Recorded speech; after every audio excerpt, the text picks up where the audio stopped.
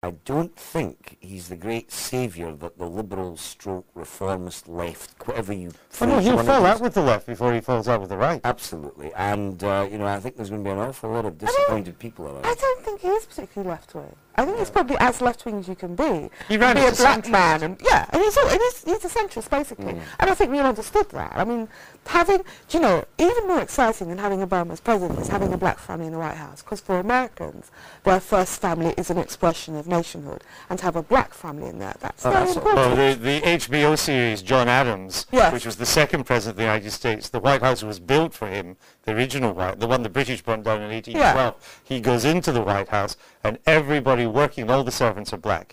And he's the only white family. And so now, that is a change. What do you make of the agenda that he faces? How does he handle it?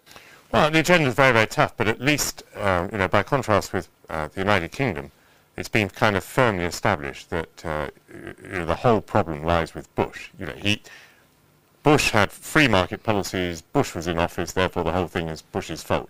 So at least he starts with a clean sheet. I'm making the contrast with Cameron, who has the problem that, you know, although Labour's in office, the free market policies are more associated with the Conservative Party than they are with the Labour Party. Let me also just say, I've been very impressed with Obama since the election. I think he's handled himself with enormous maturity. He's got on with putting the team together. An impressive team he's been And it takes a big man to appoint Hillary Clinton, after all that happened in the election, to take someone who's that risky but that big, who can be that powerful in the team. It takes a big man to do that. and just quickly, you can't compare Blair being elected to Obama getting elected. Having a white public school boy as Prime Minister of the United Kingdom is not an earth-shattering thing. And we hadn't had a white public school boy since For I at least. assume. for at least. And you were still at school with Michael. And like Obama's Because we rise had was Tories in so between. meteoric. That's the shock. I mean, in like 2000, He came from nowhere. Yeah, he couldn't get into the Democratic Convention 8 years ago. With Well, the what's great is the governor of Illinois is now trying to sell off his Senate seat, which I think is really funny. Yes, we just hope he doesn't, Mr. Obama doesn't bring Illinois to Washington.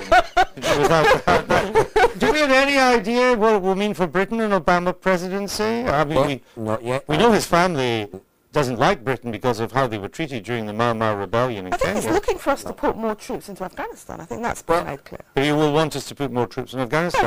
I think the immediate... quite a lot of things that actually the George Bush 1 administration said at the outset. Now we really are going back, which is, oh yes, Britain, special relationship, excellent.